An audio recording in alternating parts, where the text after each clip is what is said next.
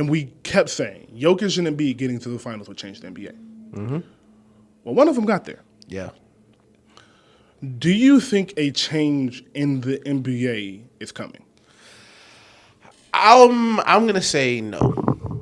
The reason I'm gonna say no is because how hard it was for Jokic to get here, and how hard it's been for Embiid to get here.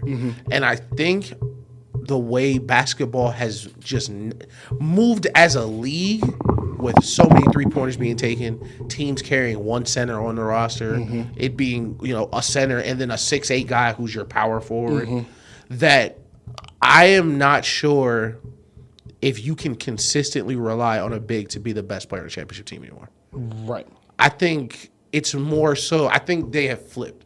So before, you couldn't really rely on a small guy, a point guard, or kind of a wing for a long time, to be your best player come championship time. But if you had a big, you were set.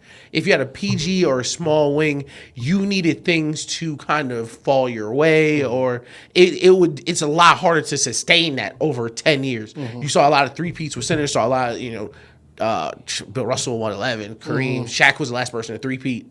But now that the NBA is so different, where bigs can't control the game like they used to because how spaced the court is, they are coming into the NBA less skilled. They're coming into the NBA less trained on how to hoop. Like Anthony Davis is top 5 big in the league right now. Does not have a post move that we can look at and be like, oh yeah, this is it. He has a jump hook and that's it. He's not even really comfortable with it. Facts. And you see that where a lot of these bigs now are kind of tweeners, where instead of being, back to the basket, just a regular 22-12 guy, they'll be, we'll run the offense around me. I'm kind of skilled, with the Bams, Sabonis, like bigs like that. But I think the game is just so much different now that they're not able to just throw it in the low block, bang, bang, and one, because teams are trading threes for twos anyway.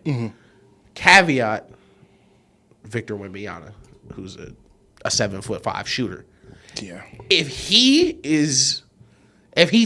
knock on wood, of course, if he just follows the career trajectory we hope he can get to, like he doesn't do nothing extra, doesn't tank out, we could see a pretty big shift of how the game is going to be played, because we talked about this with Shaq, how rosters will need to be formed. Because that is what will force the change in the NBA. Yes. Having to, instead of this third guy who's a 3, quotation D, 3 and D guy, who's a 3-point shooter who just pretends to play defense really hard. Shout out Joe Harris. Yeah. Instead of him, we need a backup 7-foot center now. Right. And that'll change it, because now coaches have to change. Right. Game plans have to change. Minutes have to change. So I think that would have to happen. That's an excellent point. I haven't thought about that Victor point. That's an excellent point. I asked myself this question earlier today, and I said I think a very minor change is coming. I don't think it'll be anything drastic where it'll be like, Jokic changed the NBA forever like it was with Steph. Yeah. I think it will be more so a adjustment in offense. I do think that Jokic winning this championship will cause a few more teams to get bigger. The Warriors, you're going to have to get bigger. The teams that like to play Portland, you're going to have to get bigger. Even Sacramento, you're going to have to get a little bit bigger. And I think that – so I think if you just look back to 2015 and you watch the shift happen, a lot of the offense left all of the NBA offenses and just went to a lot of high pick and roll. A lot of high pick and roll, get in my bag, all right, that don't work, swing, a little bit of motion here and there, and a few sets will run out of the timeouts, or if we really need a bucket. And you see some teams, a lot of Celtics really don't even run shit like that. So I think that is where the change will happen. I think you'll see a few more teams building real offenses to get easier buckets. Right. Because I think something that was lost in the Warriors dynasty and their success with the three-point shooting was how many easy layups they got because of that. Right. And the reason they got those easy layups was mainly because of the movement of Steph Curry and Klay Thompson. Mainly the movement of Steph Curry, but also Klay Thompson and the passing ability of Draymond Green. They got so many easy layups. I think that was lost in their offense, and people just saw the three-point shooting and was like, let's just try to shoot like them. Right. And that was never their philosophy, was we're just going to outshoot everybody. It was just we're going to have a well-oriented offenses, and we're going to make more threes because we get more wide-open threes than anybody else. So I think what we'll see is a lot less high pick and roll all game and a lot more of, hey, we're going to get into this offense and we're going to run this offense all game and this offense will work. You see that in Denver, and that is why Denver is successful. You saw that in Sacramento. You saw Mike Brown sit there and watch the Warriors for 6 years or 4 years, however long he was there. And he was like, okay, I don't have that much talent on my roster because let's stop. We don't got to act like that Sacramento roster was something out of this world. Facts. It had an excellent up and coming young, maybe top 5, top 7 point guard, and it had the 4th, 5th, 6th, 7th best big in the league, somewhere in that, maybe 7, 8. I'm comfortable with him at 7. Yeah, something like that. So I feel like the more names I thought of, the worse they got for him. So I don't want to keep going. yeah, so top 7 big, and you see. He just ran an offense. Like, he just, nothing special. Yep. The offense did feature pick and roll and a lot of high pick and roll, but there was action around it. And it wasn't the only action they ran. And they ran other actions to get their shooters up and things of that nature. I think Denver does the same thing. And you see Miami has an offense that they run, offense that they consistently run. So that is where I think the shift will come. I don't think you'll see an influx of big man coming into the league over the next 3-4 years. But I think next playoffs, when you get there, you'll start seeing, oh, they're running a set every time down the court. I'm glad you said that because I was watching the Heat game. I talked about this last time we were on the pod where I just really wanted to stop and look at, I don't want to say like how many points Eric Spoelstra scored himself, but how many times they came up court and he literally called a play and that resulted in a bucket. Yes. And it was like a bunch of them. But to your point, I think you're absolutely right. But to compare it to NFL, I think a lot of GMs and what you're seeing right now, a lot of coaches are under pressure to make sure their superstars perform in the playoffs. Where you're seeing coaches getting fired because I can't get Giannis shots. I can't get Embiid shots. I can't get these guys shots. Great fucking point. So I think we're moving towards the NFL to where, in the NFL for about 5-6 years, if we had a superstar QB and you were running a 1990 system, you were out of here for some 26-year-old nerd who hung out with Sean McVay. And I think we're very close to that happening in the NBA where a lot of these older coaches, shout out Doc Rivers, shout out Mark Jackson, who were kind of, listen, we got to try harder, fellas. We got to lock in. Come on, guys. Monty Williams. Yeah, Monty Williams. Come the heck on, guys. Frick, bro. Lock in. Like those guys are going to be phased out for these. I don't want to call him a nerd, but that's where Eric Spoelstra started. In the film room, on the nasty computer, chopping up film.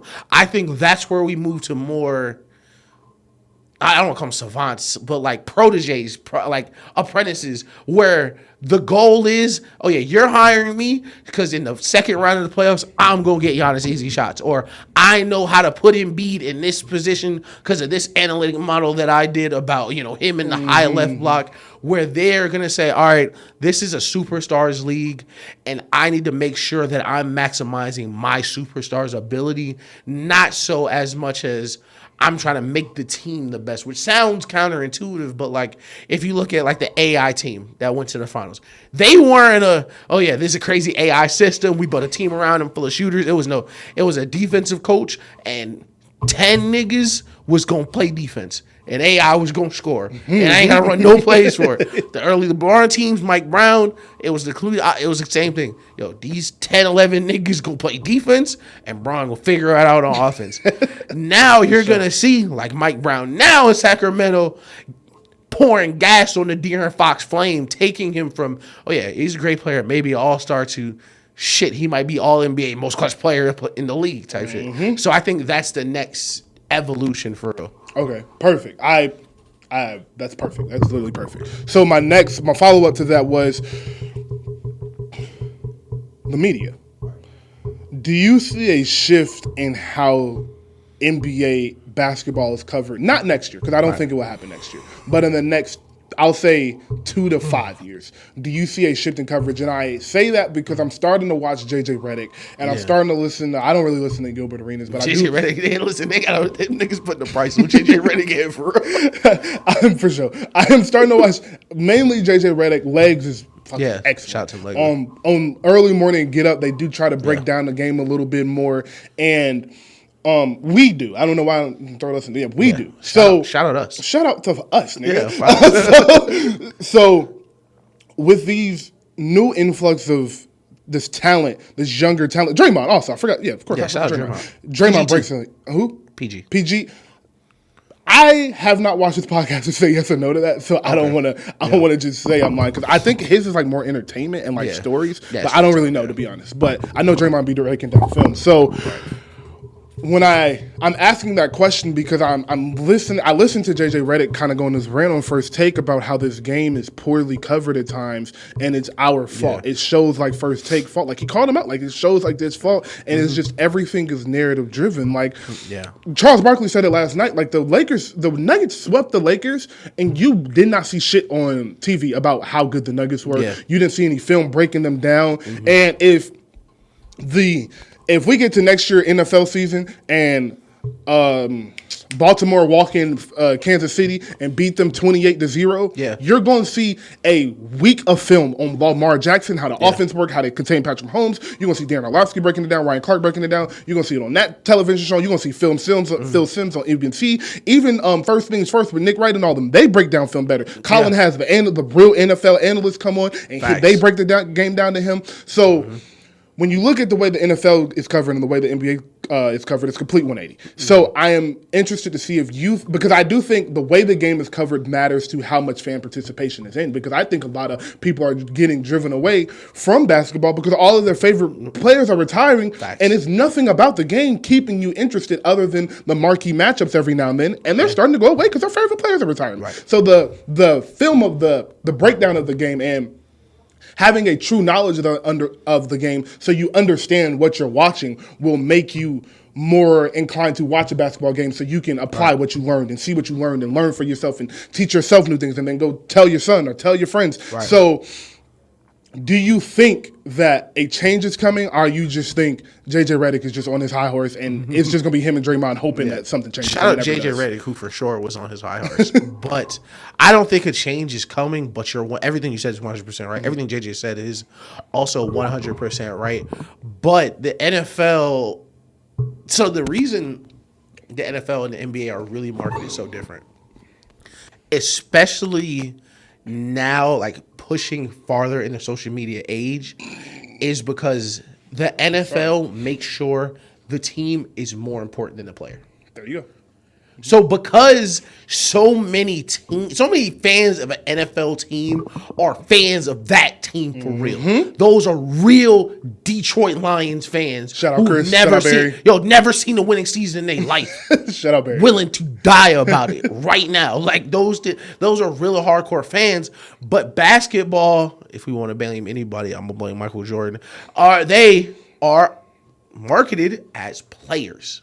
Michael Jordan was the first to be marketed as I'm Michael Jordan. Yes. It wasn't I play for the Chicago Bulls in the NBA. No, I'm Michael Jordan. And it's just what I do for real. Yeah. And as time progressed, I think it ballooned, and I think we're about to see it pop, for lack of a better analogy, where it was, okay, we can see it's becoming more individualistic. One person is starting to dominate a war. Shaq's three-peating. Everybody got shoes. Individual. And then the one got drafted. And that was LeBron, who was drafted at the perfect time for the NBA to go from a game you need to watch every night to one you could watch 4 minutes of on your phone and see a clip of just your favorite player. When we were growing up and I wanted to watch Kobe play, I needed to get up and watch the Lakers game and fucking hope I was paying attention to TV when Kobe was there. Like before, like there was no GD highlights for us.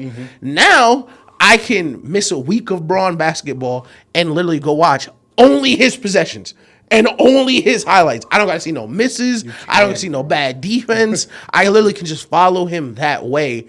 And because of that, there are so many fewer fans of teams in the league. And I feel so old when I say this. I'm such a stickler. Like I was with this girl, she was making fun of me. We watched like 5 playoff games together. Every single one, I was like, bro, put the t-shirt on, bro. because there's no fans of the team anymore. Those people are going, you courtside at the Lakers game in the playoffs, you trying to get a fit off.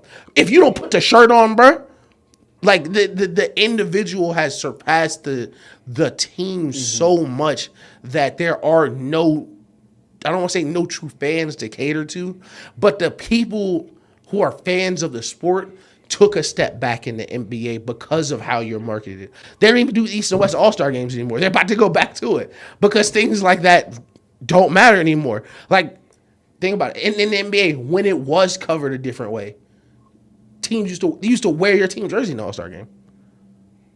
It wasn't East, West, with my giant name on the back that y'all can go buy right now at this link. Now it's so much more individualistic.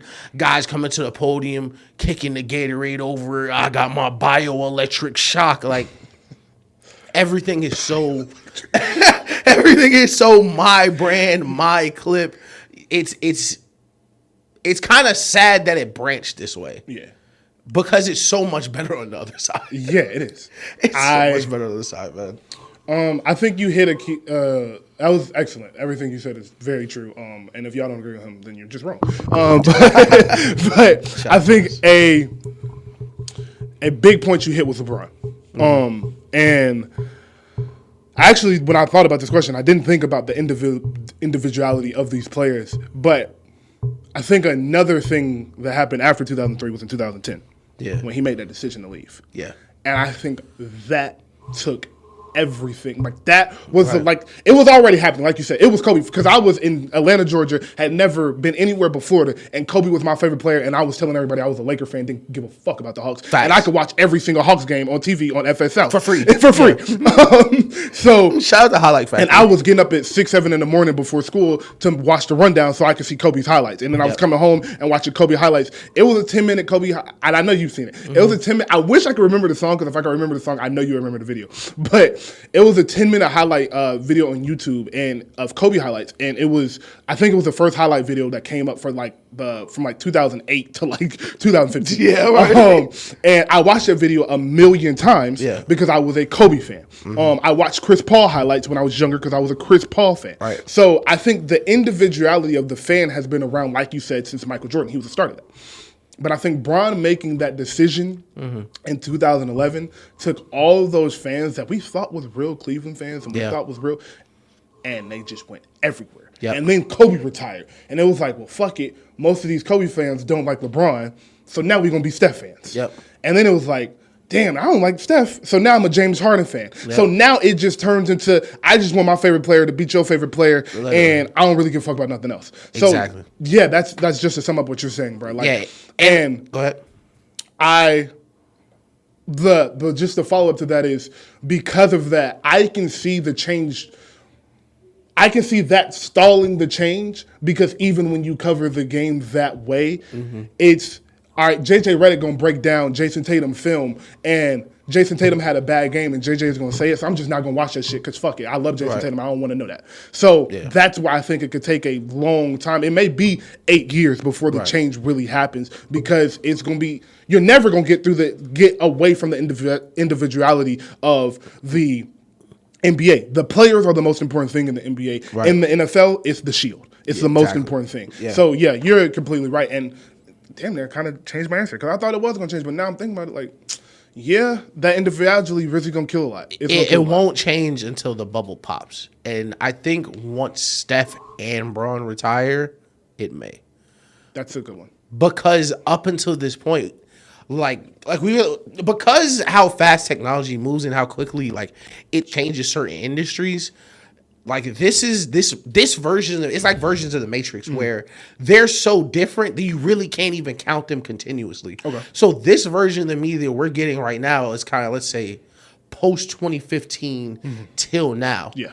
But they've never had to do that without Steph and Bron, without such giant household names where we don't really got to do no work anyway, because Steph fan base so big and Bron fan base so big. We just hit on these two. We just post 6 Lakers tweets a day, 6 Warriors tweets a day. We're good. Yeah. But Steph Curry, such a unique player, one of the biggest faces the NBA's had. LeBron James, one of the best players ever had.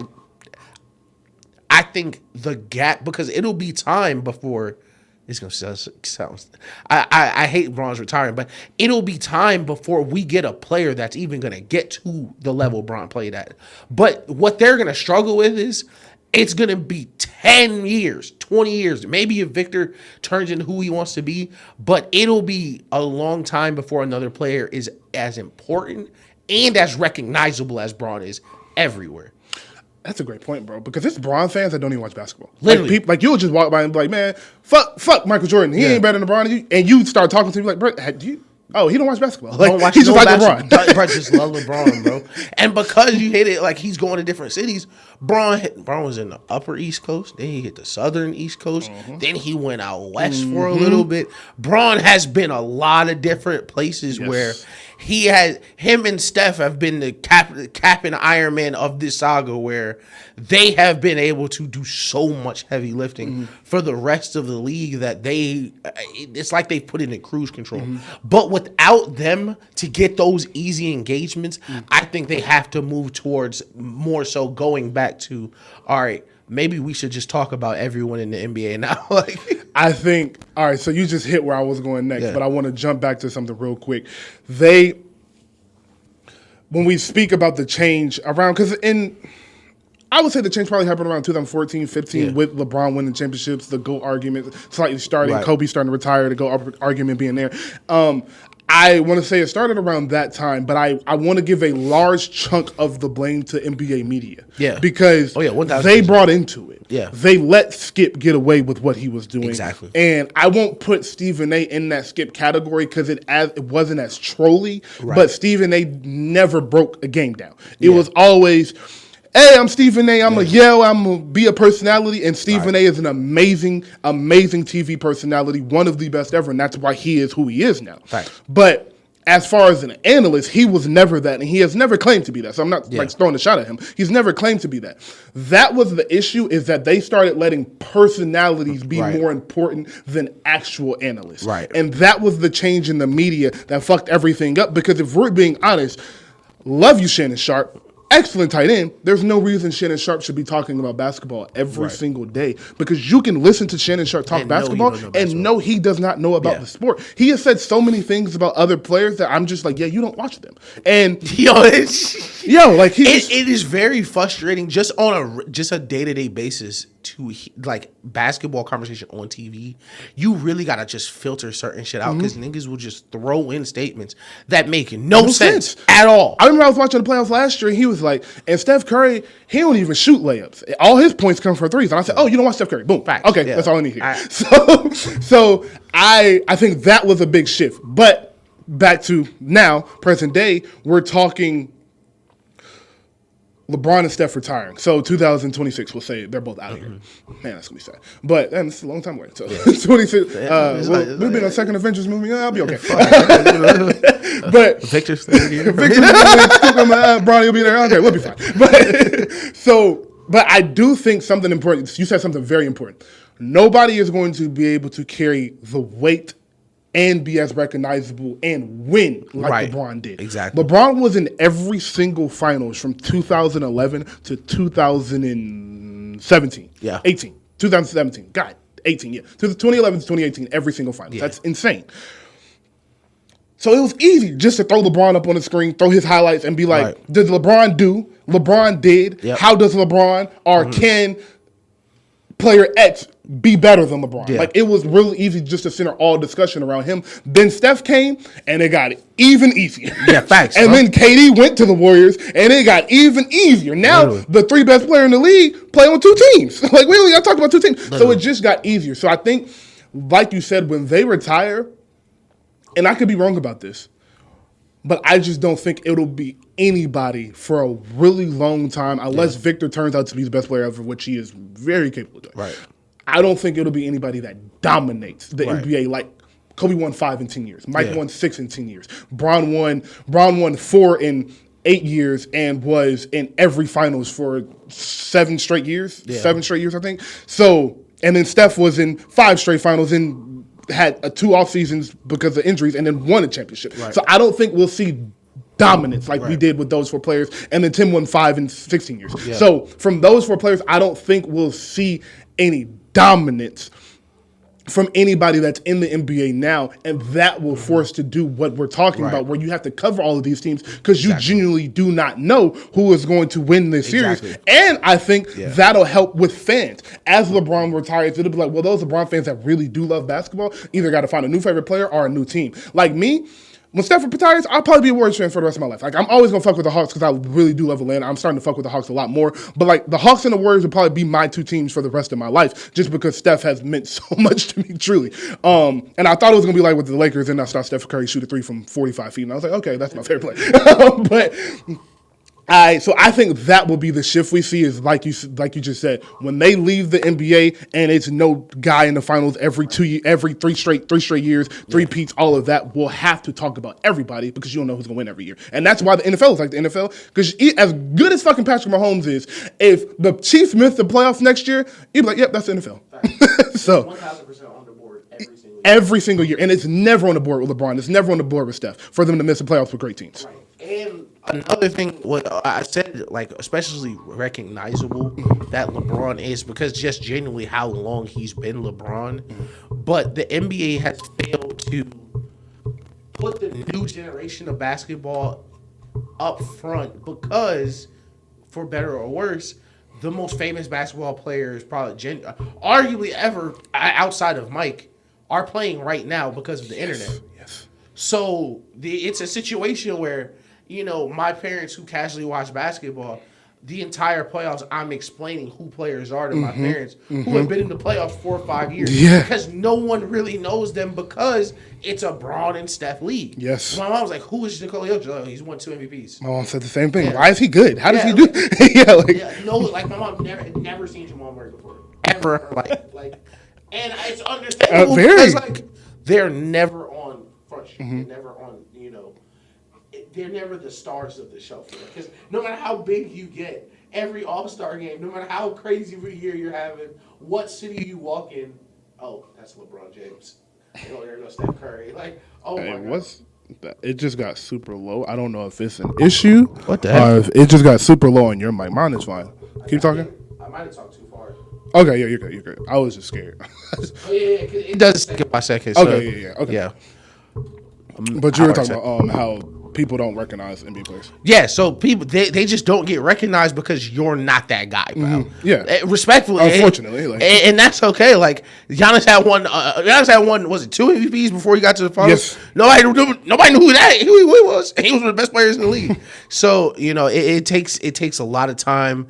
It's gonna take a lot of consistency, but the media will be forced to move that way because, like you said, those fans are going to need places to go. Yeah. And that is how you sustain fandom in a league, sustain popularity is teams usually in a league, you're going to go up and down. You're going to have chances to win. You'll have chances to fail. But once you're a fan of the team, once you failed, you're very ready to start winning again. Yeah. And that is the thing people don't understand. When you're only fans of players, the down times is when you want to win the most, if it makes sense. Yeah. Because you're just so tired of being bad. Like, those are the times you watch your team go 20 and 62 in the regular season. Like, you're going to watch all those games. But, you know, when you're 62 and 20, you may miss a game here or two. Because You're 62 and 20. Yeah. Facts.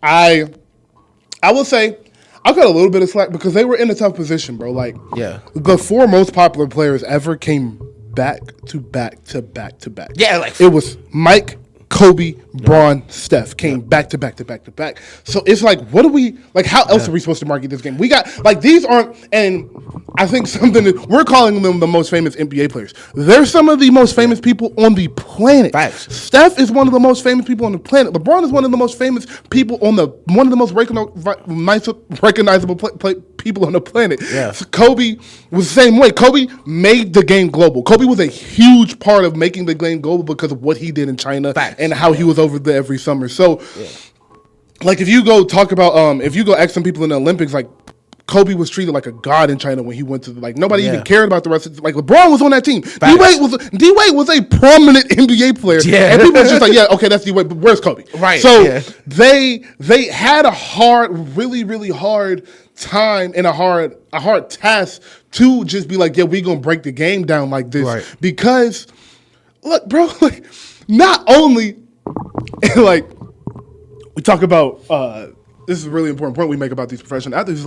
Not only is it Kobe Bryant, he's going to be Kobe Bryant 82 nights of the year and then every game in the playoffs. Yeah. He's going to show up and never cheat you. Right. Bron is never going to cheat you. Steph is never going to cheat you. So it's not even damn, I like him, but sometimes he's not good. It's they're good all the time, so I can talk about them all the time because they're always doing something amazing. So they just were stuck in a hard position, and they took a left turn that they thought would be great, and it was. It was fun for a couple years, but now it's gone too far, and they just have to kind of reel it back in. And I think slowly they will, but it's going to be a tough task. And you see it in the media with I love player interviews from the media. They sit down, they do the 30 minutes joints. And it used to be what do you got to do to get over the hump? How you feeling?